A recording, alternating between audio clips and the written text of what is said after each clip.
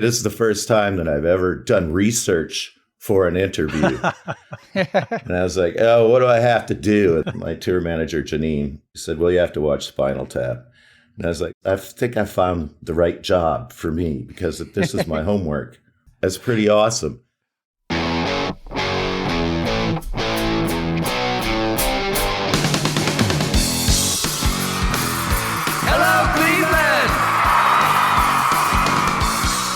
Turn your speakers up to 11 because it's time for Too Much Effing Perspective, the podcast that asks musicians and entertainers to relive their most Spinal Tap moments when nothing seems to go right and everything gets kind of weird. I'm your host, Alan Keller, a comedy writer in LA and lead singer of the least heralded Chicago band, The Falling Wallendas.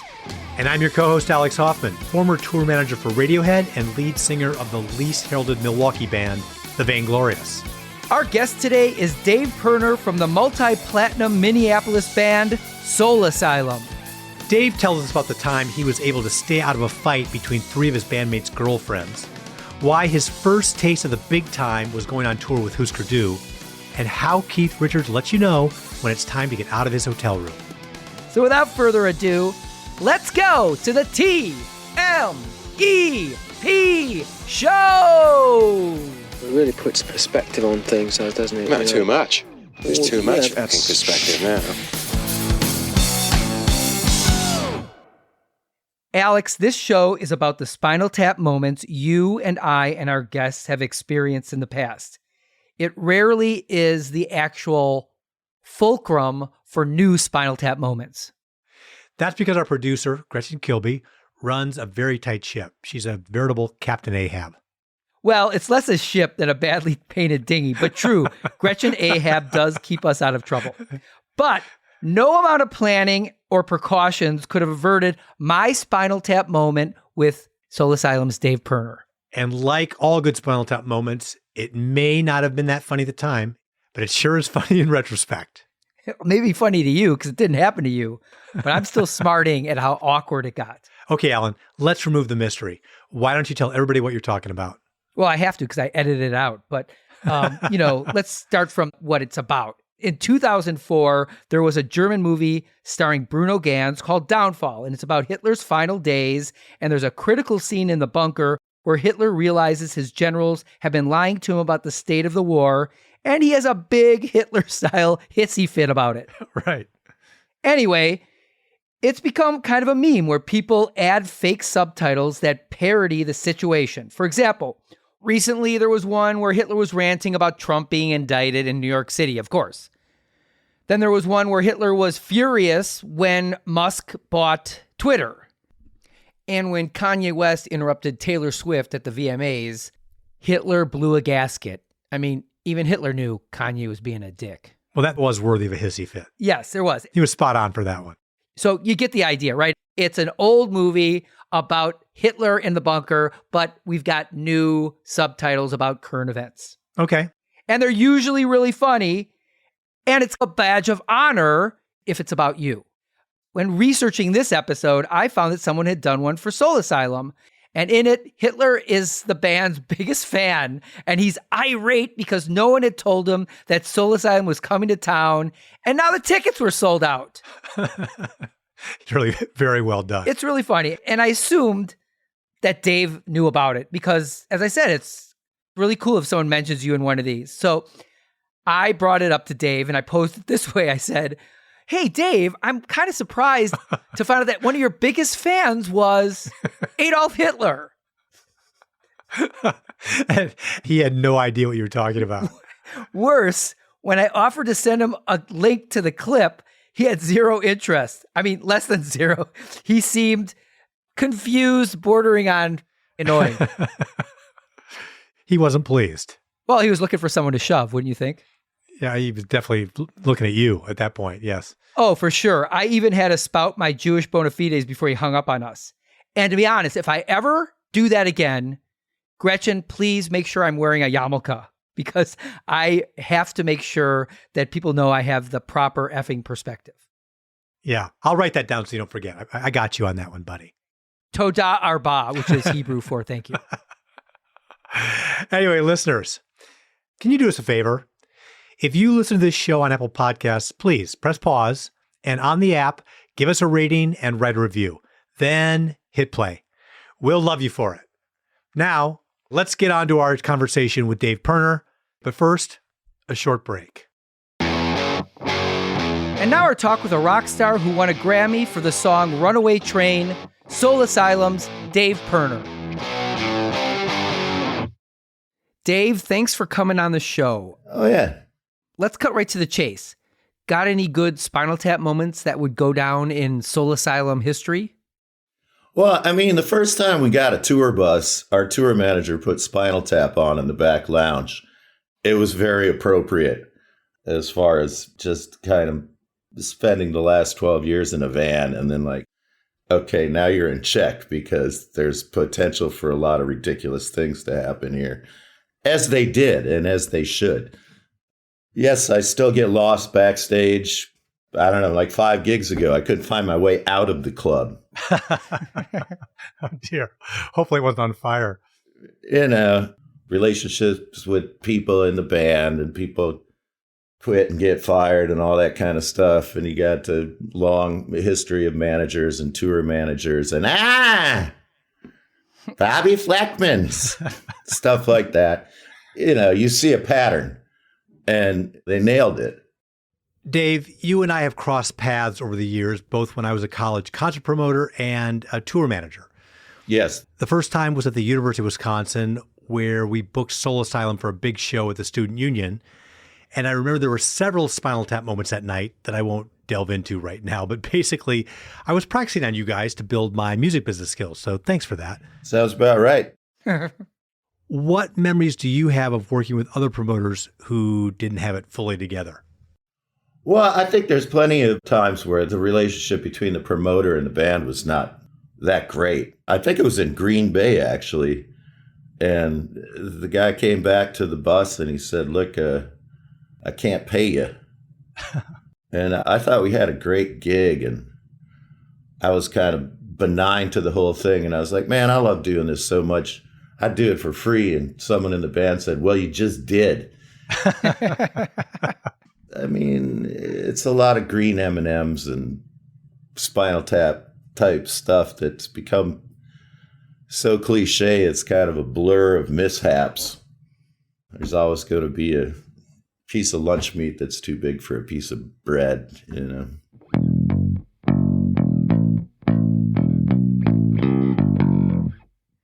My band, The Falling Wallendas, recorded our second album at Butch Vig's Smart Studios. I remember that band. Oh, cool. And, you know, we recently had Butch on the show, and he told us a Soul Asylum story about your manager who was a quote-unquote vibe crusher. Ah, yes. Got any stories about the vibe crusher? Well, it depends on which vibe crushing you're referring to. A vibe crusher can be a person who walks in and the vibe goes out the window. And that's pretty typical, actually.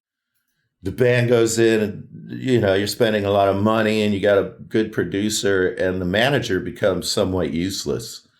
And when the manager checks in every now and then to make sure everything's going good, it's just like, we're busy, you know. You're not needed. The band does function without you. And then the manager leaves and you're all kind of going, wow, where were we? Things were going pretty good there for a minute. Oh, that's funny. I mean, it can't be anyone. A girlfriend can walk in and crush the vibe, or a record company executive that can ruin the whole thing. Hey, I came up to check up on you guys. And you're like, oh. Well, you talked about a girlfriend crushing your vibe. Now, you famously went out with Winona Ryder for a while. Did she ever pull any Janines on the band?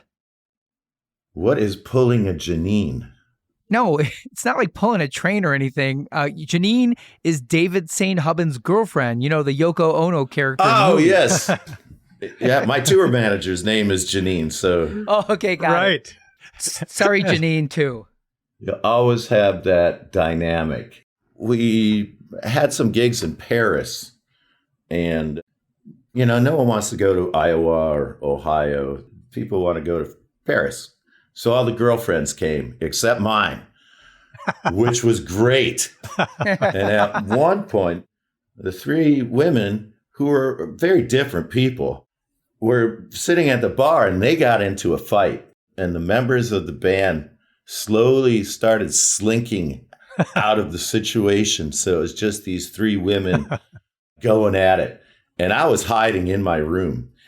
And one at a time, I'd get a knock on the door, and it'd be Danny's girlfriend. And she'd go, I can't figure out what's going on with these women. I'm freaking out. You got to come down. And I'm like, no, thank you. And then the next girlfriend, Sterling's girlfriend, comes up. Oh, gosh, she is such a bitch. And I was so glad that I was not part of it. At one point, we had a girlfriend on the bus, and there was 14 guys on the bus, and they were all scared to death of her. And that dynamic seemed really off to me, but it was kind of hilarious. Just these big, rough roadies like slinking away from this young French woman who was driving everybody crazy. You have to be very careful with the vibe, or you are going to be a crusher. And, you know, it's hard to fit in with a bunch of dudes that have their own rapport and their own way of doing things and their own kind of clock and schedule. So I would not want to be a third wheel in a band.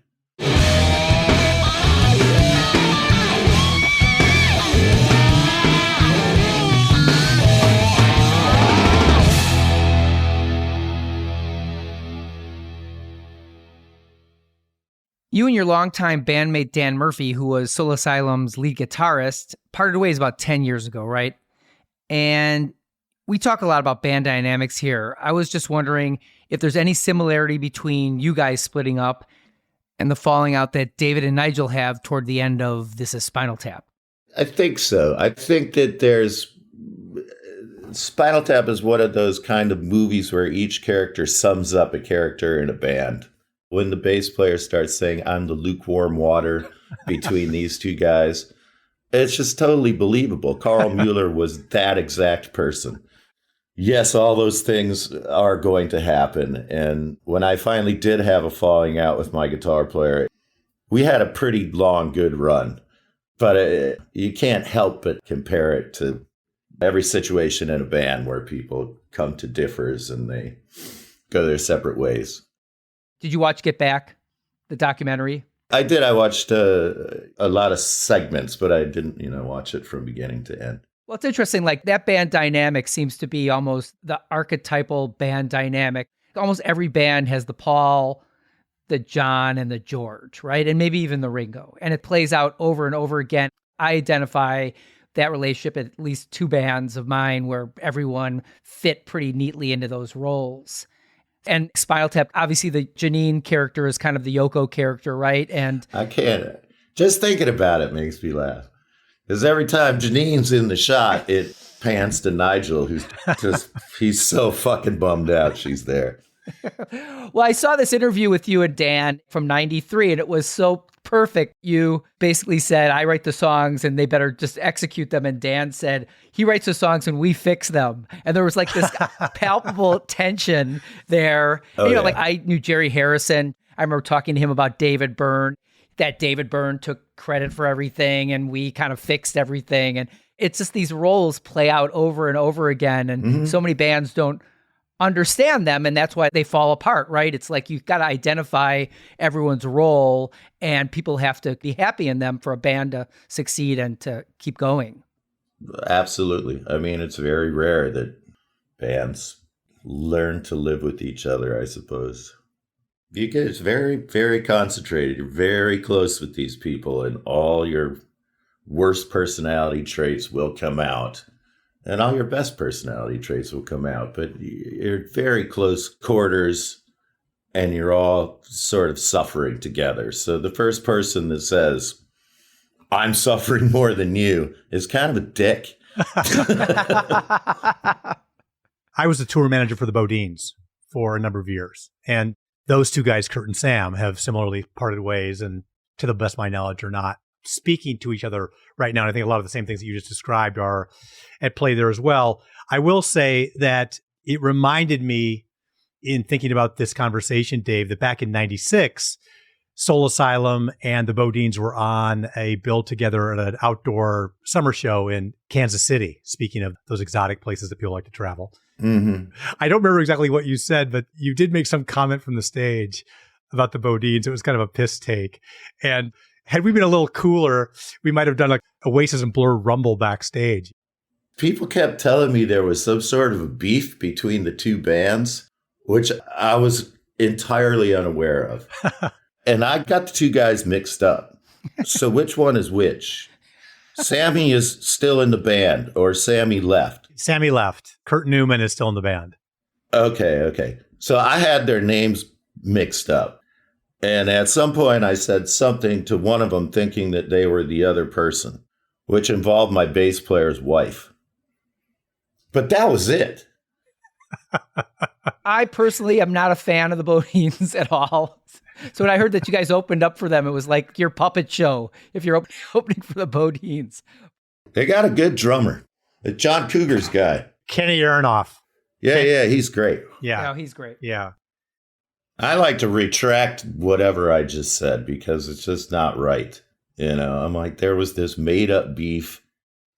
I've always felt like everybody that plays music is dealing with the same set of circumstances, and you should just be supportive of other people that are trying to do what you do because it's going to bite you in the ass.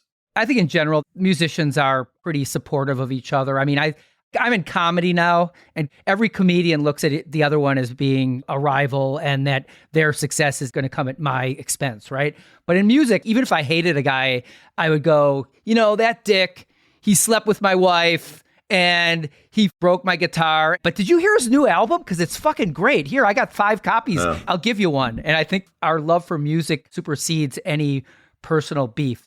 I like to think so. I'd like to think so. I mean, I think there's people that are just into it for the music like myself. And then there's people that are into all the other trappings and the nonsense and the competitiveness that it's just appalling to me. But whatever. Talking shit about someone else to boost yourself is like, what are we, fucking third graders? I mean, come on.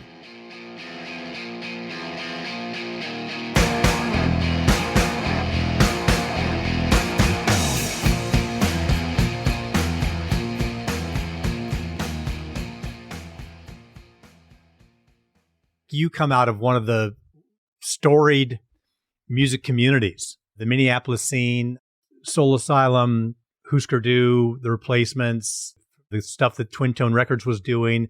I know from Wikipedia that you opened for Hüsker Dü on the Flip Your Wig tour. That is correct. And I used to play Flip Your Wig songs on my radio show at University of Wisconsin. Any Spinal Tap moments that you can share with being on the road with Hüsker Dü or anything like that? Oh, gosh. There's so many. I really miss Grant Hart, and I saw Bob recently. You're talking about Hüsker Dü's drummer Grant Hart, who died in 2017, and guitarist Bob Mould. That band also had a famously acrimonious breakup. Yeah. I said, did you get a chance to talk to Grant? And he said, yes. But Bob was very supportive, and they took us out for a long tour, and that seemed like the big time to me. So there's 12 of us, and they bring 2 pizzas back, and Bob grabs one, and Grant grabs the other one, and the rest of us were just kind of sitting there going, well, that makes sense, actually, I mean, not that they should offer us any of their pizza, but yeah, I remember Grant, there was like a riot going on in the crowd, and I think Grant said something to the effect of, if you try to come up on this stage one more time, I'm going to stab you and then I'm going to fuck you, which I thought was kind of an interesting thing to say. But the right order. Right, exactly. The story that always comes to my mind first was we were playing in probably Green Bay, and this guy put us up, and we were still all sleeping on people's floors. And he was a school teacher And he had a bunch of couches around his house, and so we all slept on the couches. And this guy tried to get in bed with every single member of Soul Asylum and every single member of Hüsker Dü. And so the next morning, did anything weird happen to you last night? And everybody said the same thing. Yeah, dude tried to crawl in bed with me. And the next morning, a kid came over with a goldfish, a very young kid. It was creepy, but typical. Wait a second. What was creepy about the goldfish? We don't know. We don't know. But after that evening, a 10-year-old came over with a goldfish, and we were all like, let's get out of here because this is just too weird, But I think the important thing is that the only way you can approach that sort of an existence in a way that you're not crushed by it is to make fun of everything. So there's a tremendous amount of humor in the face of adversity that you kind of have to laugh it all off. And that's when you're kind of doing a full circle with the Spinal Tap thing. You're just like, how much more ridiculous can this get? And how can I get a laugh out of it? Because otherwise I'm going to cry and quit and go home to my mom crying. So it was a lot of fun times and a lot of very, very strange times. Well, you also toured with the strangest of all. You toured with Keith Richards. Any Spinal Tap moments from touring with Keith? Well, I don't really want to talk about drugs and all that kind of stuff, but I just remember sort of being around him and noticing that he really has the spirit of someone my age who was 20 years younger than him, or I guess I still am. But he had a little skip in his step. He seemed to be having fun like he always did. And he would say things to me like, it never becomes less strange and it never becomes less fun. There'd be a party in Keith's room, and when Keith, they were called the expensive winos. Right. So there was always good wine around. And when he wanted people to leave his room, he'd just start breaking wine bottles. And it was kind of an unbearable noise. And people would just start going, okay, we're leaving. It's very sweet. He came and he sat right next to me and started talking to me. And we had been working with Steve Jordan prior to that. So I kind of knew the guys in the band.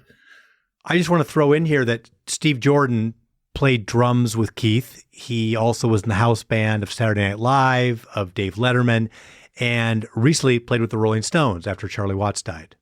Right.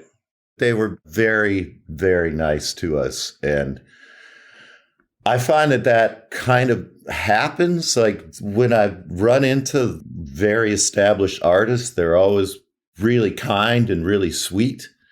And then when you're hanging around like the Courtneys and the Billies and the Bodines and the people they think they're having a contest with you, it's just a whole different kind of insecurity. So it always struck me as kind of odd. Oh, I run into somebody that's been in a band as long as I have, and they're weird with me, but I run into Johnny Cash, and he's like the nicest guy in the world, or whatever the situation may be. But right. Interesting, to say the least. So my bandmate ended up touring with Brian Wilson for 10, 12 years. So he met everybody, the biggest of the biggest, right? And that was his observation was Paul McCartney, Brian May, George Martin, the nicest guys in the world. The people that are established, they have nothing to prove. They can afford to be nice and considerate and supportive. And it's an interesting thing because you would think that some of these guys would have no time for you. But like Paul McCartney said, would talk to the cleaning crew for 5 minutes. He had 5 minutes for everybody. He was the nicest guy.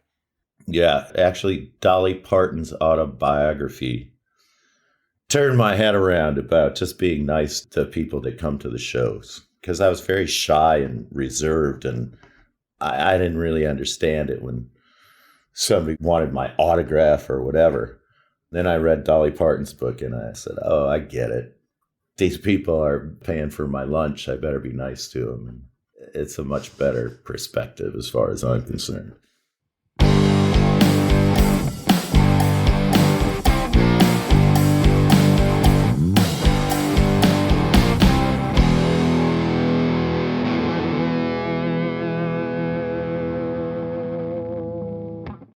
Dave, I want to ask you about two things. I had a couple of pieces of Soul Asylum memorabilia that I loved, one of which was a poster of your album, which I think is one of the greatest album covers of all time, Clam Dip and Other Delights, which had your late bass player Carl sitting in a pile of sour cream, I guess. Well, it's clam dip, theoretically. Was it truly? I didn't know there was such a thing as actual clam dip, but... Stinkiest photo shoot I've ever been to. Poor Carl. Well, that's what I was going to say. And of course, it was a spoof on Herb Alpert's Whipped Cream and Other Delights album cover. Mm-hmm. So the question is, how is it decided between you guys which sucker was going to have to sit in the clam dip? And number two, how long did it take to get that stink off the guy? Well, as I've said, Carl was the agreeable one. And sometimes that can get you into a situation where it's like the Life cereal ad. Let's get Carl to do it, He'll do it. And he just went along with it. It was such a foul-smelling room. They were going to the fish market and getting bags of heads and shit and placing them in this stuff while Carl's just sitting there trying not to be miserable. We were trying to capture the whipped cream and other delights thing. And it turned out to be funnier that he looked slightly annoyed. My parents had that record, and I was very young. So it was about as naked as I'd ever seen a woman before. So it had this kind of, I don't know. Carl was the perfect candidate. One more thing about that poster, which ties back to our Spinal Tap theme, is when you guys were in Madison to play that show, Danny Murphy signed it, Built Uber in Cleveland. Built Uber, like almost like German, BILT Uber, UBER in Cleveland, which I think was some obscure reference to Spinal Tap and Hello Cleveland in some way. So probably, yes. The other thing I had was this massive Soul Asylum Hang Time poster. Super cool. And along one side, it had this sort of glossary of all these road terms that you guys had come up with. Do you remember that? I sure do. And to this day, when my family and I have 15-year-old twin daughters, when we go through the drive-thru at Taco Bell, I say, I'm going to have a couple of dung bags. Ah, yes. Tell us what the definition of dung bags is. A dung bag is a burrito purchased at a truck stop. You throw it in the microwave and it's a dung bag.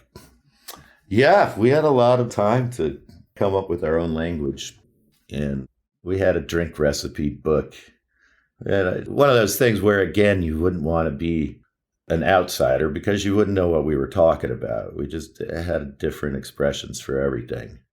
I remember whackers were like porn videos. Ah, yes, whackers. Do you remember any others? Not really. It'll come back to me slowly, but, Well, thank you for enriching my life this many years later. Oh, every time I pull out dung bags, I think of Soul Asylum. It's the least I can do.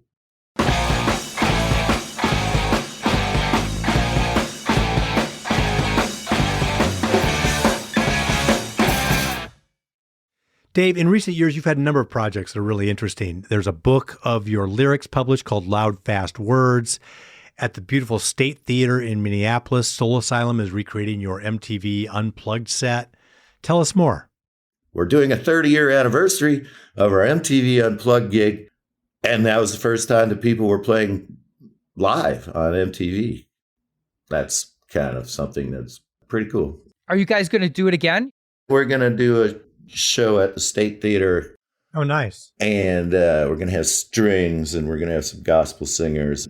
We've got Ivan Neville playing keyboards. Oh, awesome. Of the songs that have been written since the last time we did something like this. And it's really great to work with strings and stuff. It's really fun.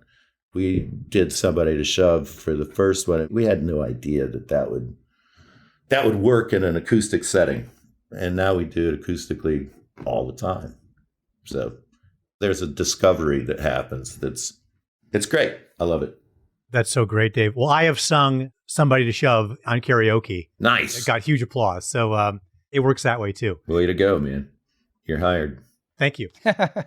Where can our listeners find out more about you, what Soul Asylum's up to, soulasylum.com.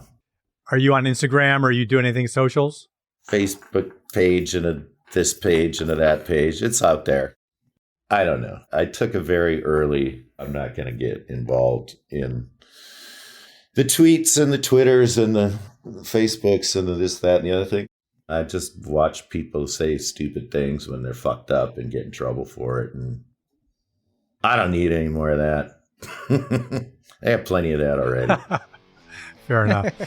All right, man. Well, thank you so much for the conversation. Great to see your face again. Likewise, man. I appreciate your time, fellas. Yeah, nice meeting you, Dave. I'll see you out there. See you on the ice, as we like to say. Gotta say, I know how Dave Pirner feels. Sometimes I just want somebody to shove me. Not really. Special thanks to Soul Asylum's manager, my friend Joel Mark, who is definitely not a vibe crusher.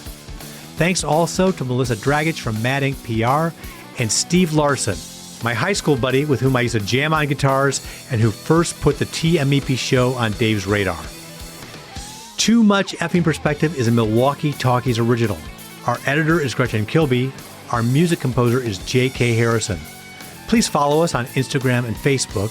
You can join our mailing list on our website. That's tmepshow.com. And you can send us comments and suggestions at hello@tmepshow.com. We'd love to hear from you. Although it would be as great as having armadillos in our trousers, this podcast is not affiliated with This Is Spinal Tap, and no person or entity connected with the film has sponsored or endorsed its content. This podcast is not affiliated, sponsored, or licensed by Authorized Spinal Tap LLC or Century of Progress Productions.